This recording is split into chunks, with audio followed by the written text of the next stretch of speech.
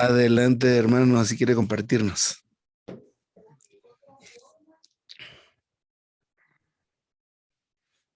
Está bonito el mensaje este también, pero bien amplio. No es nada más, pero está bien. Aquí yo ni sabía que en las epístolas de Pablo existiera la gracia. Tenía conocimiento de que el hermano, el apóstol Pablo, pues sí había mencionado la gracia, pero no Pedro. Y yo me pongo a pensar que Pedro tan humilde, ¿verdad? Pedro tan sencillo que era, pues, en su estudio académico, era una persona muy sencilla, pero no hay duda, pues, de que el Espíritu, la gracia estuvo sobre él para que él pudiera escribir todo lo que hizo. Y son epístolas trascendentales, llenas de vida, pues llenas de conocimiento espiritual. O sea que él cuando dice que la gracia, aquí vuelve a mencionar, pues, y nos lo recalcan, ¿verdad? Que la gracia es el Cristo resucitado con nuestro espíritu vivificante, o el espíritu de realidad que daban también, quien se da gratuitamente a nosotros. Lo es todo para nosotros, lo es todo en nosotros, por nosotros y por medio de nuestro, con miras a nuestro disfrute. O sea que en el mensaje 3 también se habla del disfrute. O sea que los hermanos vuelven otra vez a recalcar aquí que esto es para nuestro disfrute. Esto es para que nosotros podamos experimentarlo. Y todo lo que el hermano dijo, pues, de que él iba a visitar a muchas familias, pero visitó a un hermano que era bien sencillo también. Y fue al revés, en vez de que él llevara la palabra, a él le llegó. A él le llegó lo que le dijo el hermano de una forma tan sencilla. O sea que Dios le da a todos por igual, para él no hay excepción. O sea que el hermano recibió de Dios lo que le dijo. Entonces, y esa es la gracia porque no es una forma intelectual que hay que verlo, sino que del Espíritu. Que la gracia es una gracia que se multiplica en nuestra vida diaria. O sea que él habla de que diariamente tenemos que estar practicando eso. Un pleno conocimiento de Dios y de Jesús nuestro Señor. O sea que esta gracia de Dios en su economía es rica, se multiplica y abunda. O sea que nosotros, y los hermanos también nos aconsejaron en la mañana o ayer, de que oráramos, leyéramos la palabra para poder entrar, como que es una oportunidad que se tiene cuando se ora y se lee la palabra de Dios. Porque la palabra leída, pues es muy beneficiosa. Pero la palabra, pero tengo hermano. Ahorita no puedo, nena. En un ratito hice. Es que estoy en una reunión ahorita. Te llamo mañana. Vaya, está bien. Dios. Así que, y por otro lado, los profetas del Antiguo Testamento profetizaron acerca de la gracia también destinada a nosotros. Es lo que estábamos viendo con Linda hoy, el libro, ¿cómo se llama? Un pasaje de Isaías, donde habla pues del Señor Jesús. O sea que los profetas del Antiguo Testamento testificaron de Cristo, de su nacimiento y cómo se le iba a llamar. Y de la misma forma, por lo que veo aquí también, en cuanto a la gracia, a la gracia también que está destinada a nosotros. Porque se entiende que la gracia vino con Cristo, pero como la Biblia es una y Cristo es parte del Dios triuno, es el Dios triuno, entonces definitivamente que estaba en el Antiguo Testamento también. Que no sea manifestado como se manifestó es otra cosa. O sea que dice que aunque en un sentido dispensacional, el Espíritu de Cristo fue constituido mediante la muerte y resurrección de Cristo. Ahí fue constituido. Y con dicha muerte, esta resurrección en tiempos del Nuevo Testamento y la función del Espíritu es eterna. O sea que si es eterna, es obvio pues de que en el Antiguo Testamento estuvo. O sea, porque Él es el Espíritu eterno. O sea que a Él se le dice el eterno, el Dios eterno, porque es antes de la creación del mundo. Entonces, el Espíritu de Cristo es una función eterna, es una función eterna todo el tiempo. Y que estaba, dicen los profetas antiguos neotestamentarios, no hay duda, pues si esa función estaba, porque es eterna, definitivamente que son los profetas, cuando les indicó claramente que Cristo vendría a los creyentes neotestamentarios a fin de ser para ellos la gracia ilimitada. O sea que a ellos, al profeta Isaías, se les reveló. Por lo tanto, ahí estaba la gracia. Y esto es todo suficiente, dice, en la salvación completa que Dios efectúa. ¿Con miras a qué? A que se entre en el gozo del Señor. O sea que es sencillo, pues es sencillo. Él no quiere nada para Él, Él quiere para nosotros, que disfrutemos esto. Pues el gozo del Señor en la era del reino, la cual será la salvación de nuestras almas. O sea que ahora entiendo, pues, porque es el Cristo, es el Dios eterno, el Espíritu eterno, que estuvo en los profetas. Y como repito, en Isaías es donde se menciona, pues, que un niño nos ha nacido, que será llamado, ¿qué? Príncipe de paz. Dios eterno, Emmanuel.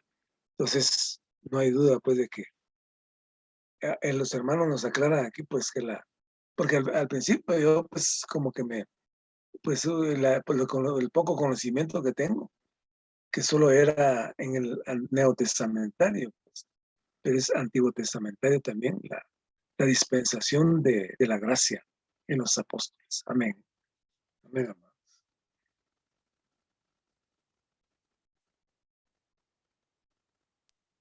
Amén, hermanos. Me gusta mucho la manera que el hermano nos habla aquí de la gracia. Y algo que comprendía es de que la gracia no es algo que el Señor Jesús vino a dar, porque nosotros tenemos la idea de que Él vino y nos trajo la gracia o nos trajo el disfrute. En realidad, la gracia es el mismo. Quiere decir que cuando Él vino, vino la gracia. Y eso es algo que me impresionó mucho porque, digamos, muchas veces nosotros creemos de que la gracia es algo aparte de Él, pero en realidad la gracia es disfrutarlo a Él mismo, como aquel que puede suplir todas las cosas, ¿verdad? En Cristo, por supuesto. Y también una de las cosas que disfrutaba es que la gracia es una manera de vivir. Es decir, que yo necesito a Cristo en cada área de mi vida, en cada etapa de mi vida, como aquel que me suministra a Dios, ¿verdad? Constantemente. Entonces, ¿cuánto es que debo de tocar al Señor como la gracia? ¿Verdad? ¿Cuántas veces que debo venir al Señor? Y de verdad, ¿cuánto debo de depender de Él? Él es la gracia, ¿verdad? Él es el pleno disfrute, pero realmente es solamente la gracia si yo lo tomo a Él como la gracia. Me gustaba un ejemplo que hermano ponía acerca de que, por ejemplo, hay muchos sufrimientos que uno tiene. A Pablo le dijo de que le iba a dar un aguijón, pero que él tenía que bastarse en su gracia. Entonces, constantemente nosotros estamos afligidos por todas las cosas que hay, digamos, en la vida, ¿verdad? Todo lo que nos aqueja, lo que tenemos que atender como padres, como esposos, pero realmente Él quiere ser aquel que suple todas las cosas. Y el hermano decía, ¿cuántas cosas usted le ha entregado a Él? O sea, ¿cuánto ha dejado que Él se encargue de sus asuntos? Y la verdad es de que yo lo quiero hacer todo, ¿verdad? Yo no descanso en Él, ¿verdad? Yo siempre quiero venir y ser aquel que es apto para mi familia, o quiero ser una buena persona, un buen trabajador, pero en realidad no he dejado que la gracia actúe, porque la gracia es Dios mismo, supliendo todas las cosas. Entonces, eso me impresionó, porque realmente hasta la fecha todavía nosotros nos creemos muy capaces de hacer las cosas, cuando realmente ahí sí que mire, yo en mi caso, ¿verdad? Muy ansioso, muy afanado, cuando no me he dado cuenta que de verdad tengo a alguien que puede llevar todas mis cargas. ¿Verdad? De verdad tengo a alguien en quien puedo descansar, y realmente yo ya no debo de hacer ningún esfuerzo porque mi esfuerzo es fugaz, sino que simplemente debo de confiar en Él. Esa parte también me gustó, ¿verdad? Porque prácticamente yo debo de confiar en Él.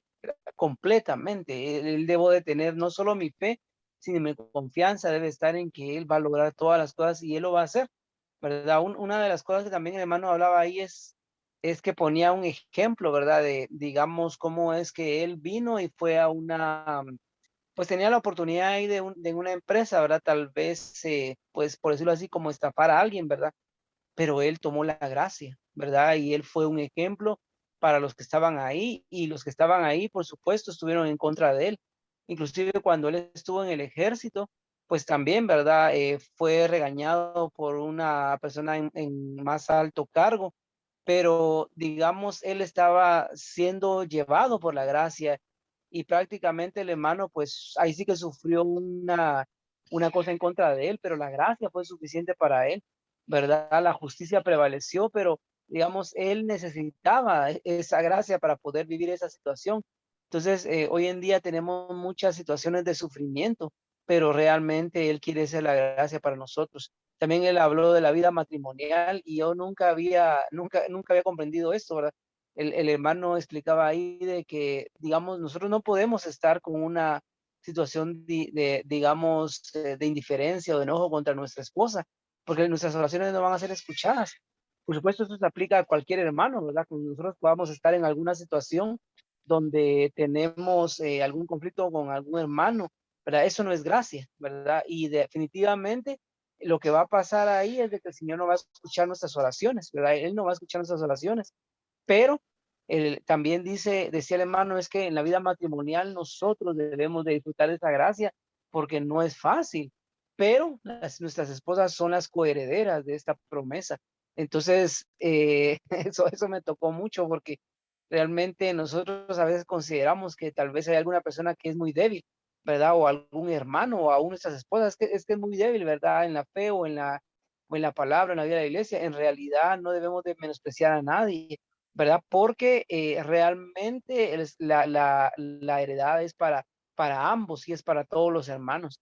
Entonces simplemente debemos de actuar en la gracia, ¿verdad? No, y esta gracia es una manera de vivir, prácticamente es una forma de vida, ¿verdad? Imagínense ustedes que salimos de nuestra vida cotidiana y empecemos a vivir por la gracia, ¿verdad? Esto va a ser maravilloso, ¿verdad? Inclusive el hermano dice que esto solamente es una práctica de la era venidera, porque en la era venidera pues vamos a disfrutar completamente de Él, y esto solamente es un anticipo para poder llegar hacia la siguiente era, ¿verdad? Porque esta es la era de la gracia, donde solo aquel que disfrute al Señor de tal manera va a poder llegar a la siguiente etapa, ¿verdad? Y eso nos debe de llamar mucho la atención, porque viviendo de una manera en la cual nosotros no lo tomamos a Él como nuestra gracia, no lo vamos a poder lograr.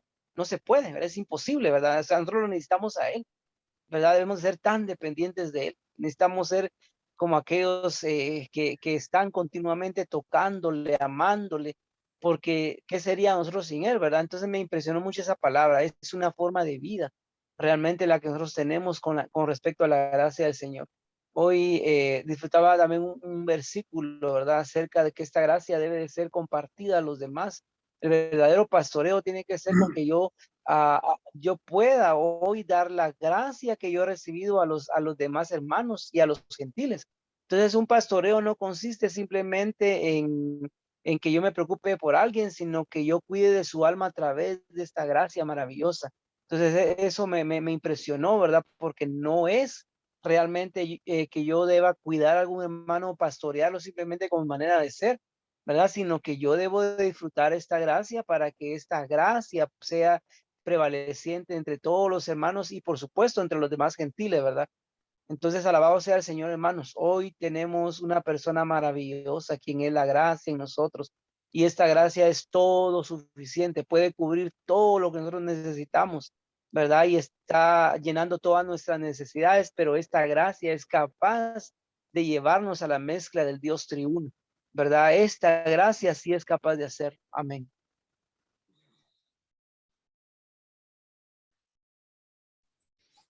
Buenas noches, Carolina. ¿Quisieras compartirnos algo? Amén, amén por el Señor, por disfrutar del Señor, por esta gracia que es el Dios triuno, corporificado. esta noche disfruté mucho el versículo que mencionó el hermano, donde dice que debemos pues poner todas las cosas, perdón, ¿cómo dice el versículo? Toda nuestra ansiedad y nuestra carga sobre él. Y el hermano al inicio hablaba, ¿verdad? De la gracia y cómo es que nosotros muchas veces no dependemos totalmente del Señor, dependemos de lo que Él es. Pero mencionaba este versículo que me identifiqué mucho con esto, ¿verdad? Porque el hermano hablaba de las diferentes situaciones o de los diferentes problemas o ansiedades o lo que nosotros vivimos cotidianamente y a veces queremos nosotros solucionar las cosas, pero no nos damos cuenta que tenemos esta gracia, ¿verdad? Y cuando tenemos esta gracia debemos de depender del Señor. Por eso me gustaba mucho ese versículo porque lo mencionó en varias ocasiones donde debemos de echar toda nuestra ansiedad sobre el Señor y Él se va a encargar. Pero el hermano también mencionaba algo ahí que decía que cuando nosotros queramos hacer algo humanamente, por cierta situación o cierto problema, lo que nosotros debemos de hacer es ir al Señor y debemos de invocar. Dice, aun cuando usted esa parte me gustó porque decía, aun cuando usted le cueste, tiene que invocar al Señor, ¿verdad? Por eso decía que me identificaba mucho con eso, ¿verdad? Porque muchas veces he querido yo solucionar, ¿verdad? Alguna situación, he querido hacerlo por mi propia mano. Y al final no es lo que el Señor desea, sino que Él desea que nosotros dependamos de Él y que podamos en realidad disfrutar de esta gracia que es Cristo mismo. Entonces, amén por esta palabra tan alumbradora y que el Señor nos lleve en realidad a esta experiencia y que podamos tomar al Señor como la gracia. Amén. Amén. Este mensaje se enfocó en el tema de la gracia en las epístolas de Pedro. Venimos con un progreso en estos mensajes con la introducción de la gracia, que es algo distinto al regalo inmerecido o cualquier cosa que Dios haga por nosotros, ¿verdad? Pero la gracia, y empieza la gracia, es Cristo, la gracia es Dios, pero de dos formas, ¿verdad? Es Cristo disfrutado y Cristo experimentado, son esas dos cosas. Todo Dios está en nosotros. El ánimo que prevalece en estos mensajes es que ejercitemos nuestro espíritu. Ejercitemos nuestro espíritu leyendo, y habló este mensaje de orar, leer, ¿verdad? Entonces, cuando empezó el mensaje, el primer número romano habla de que la gracia es el Cristo resucitado, quien se da. Y eso es algo importante, ¿verdad? Porque en uno de los puntos últimos habla que necesitamos ser vasos que estén abiertos y listos para recibir todo el tiempo. Entonces, esto es un asunto maravilloso porque la manera, la manera de poder experimentar a este Cristo es por medio de ejercitar nuestro espíritu, al orar, a leer, al orar, leer, pero hay varios aspectos. Por ejemplo, la gracia se debe multiplicar, por ejemplo, ¿verdad? Pero ¿cómo se multiplica en nuestra experiencia diaria? En nuestra experiencia diaria ocurren muchas cosas, pero cuando estamos constantemente volviéndonos al Señor, ocurre algo maravilloso. Él de alguna manera se extiende, percibimos de Él si estamos abiertos, si le invocamos. La gracia también se multiplica a través de nuestros sufrimientos, de las limitaciones y aún de nuestras debilidades. De veras que en esto, pues todos tenemos pues mucha experiencia, ¿verdad? Sufrimos, estamos limitados y somos débiles. Pero cada una de estas situaciones debe ser más bien una oportunidad para experimentar a Cristo como gracia. Pablo tenía esto como algo que le ayudaba a vivir y a soportar el aguijón que tenía en la carne. Dijo, bástate mi gracia, aleluya. Entonces cada situación y cada sufrimiento, cada limitación y cada debilidad es una oportunidad para experimentar al Señor, volviéndonos a Él a cada momento. Entonces, cuando estamos disfrutando al Señor, ¿verdad? Cuando lo estamos rumiando, cuando lo estamos comiendo, este momento en que nosotros nos volvemos a Él, debemos permanecer en ellos. Es decir, en este tipo de actitudes, en la actitud que debemos permanecer, ¿verdad? Donde estemos disfrutando constantemente al Señor. Algo que también me llamó la atención es que este asunto de Cristo como gracia, o Cristo que iba a ser ofrecido para ser nuestro deleite y nuestra experiencia diaria, es que fue profetizado también en el Antiguo Testamento. Y esto fue con miras a que fuera aplicada la salvación completa que Dios efectúa en cada uno de nosotros. Entonces, pues bien se mencionó que esto es bastante amplio y hay un montón de puntos que mencionar, pero recordemos algo, que todo hemos recibido. Dios como la gracia está en nuestro interior. En todo caso, necesitamos ir a donde está Él, permitirle que surja desde ahí, que sea nuestra salvaguarda, que sea nuestra porción, ¿verdad? Y por un lado permanecer en esta situación y la otra cosa es permanecer abiertos para poder recibir la gracia continuamente y sabiendo que la gracia es Dios experimentado, Dios disfrutado, el Dios saboreado, ¿verdad? El Dios que no solo está en nuestra mente, ¿verdad? Sino que está circulando desde nuestro corazón, por nuestra boca, por todo nuestro ser, está circulando y circulando. Algo que también es importante mencionar es que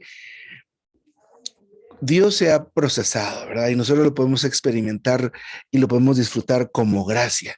Y este Cristo y este Dios disfrutado llega a expresarse de una manera visible. Y esto es importante porque es necesario. No es por presumir, pero es necesario dar ese testimonio y que otros lo vean. Porque esto es lo que a veces y muchas veces convence más que nuestras propias palabras, por un lado. Y por otro lado es importante porque esto llega a ser lo que exhibimos del Señor en cada reunión y la porción que es tan necesaria para que todos sean convencidos, ¿verdad? En este año, pues debemos laborar en que nuestros jóvenes que se están reuniendo, pues lleguen a ser hermanos que profeticen a medio año o a final de año o pues el año que viene, pero tener esto como una meta.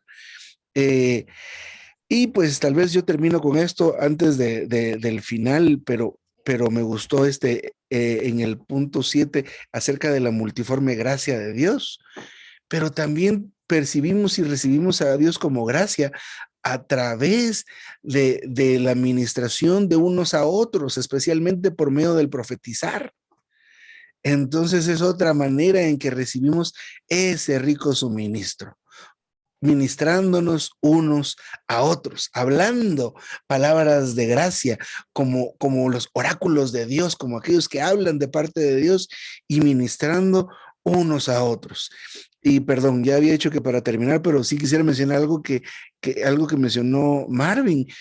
Y es que Dios da gracia a los humildes, pero resiste a los soberbios o el orgullo.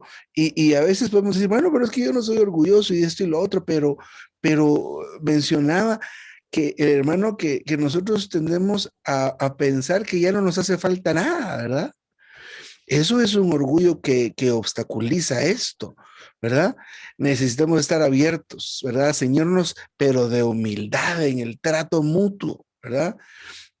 La humildad, el ser humildes nos salva de toda clase de destrucción, así que necesitamos estar abiertos y dispuestos a ser humillados y reducidos bajo la poderosa mano de Dios en su disciplina y que nos exponga Él, ¿verdad? Entonces, Dios a través de el Dios de toda gracia, nos perfecciona, nos cimienta y por medio de estos sufrimientos, Él hace esto, ¿verdad? Por medio de esa disciplina lo hace, nos perfecciona, nos cimienta y nosotros debemos entrar en esta disciplina del Señor, en este trato del Señor que de veras no nos deja igual y permanecer firme en Él. Así que, hermanos, hay un ánimo fuerte en cuanto a seguir entrando en el ministerio, porque esto definitivamente es a través de conocer al Señor, a través de la verdad. ¿verdad? Y luego a través de esta circulación del Señor a través de nosotros. Amén. Voy a detener esto acá.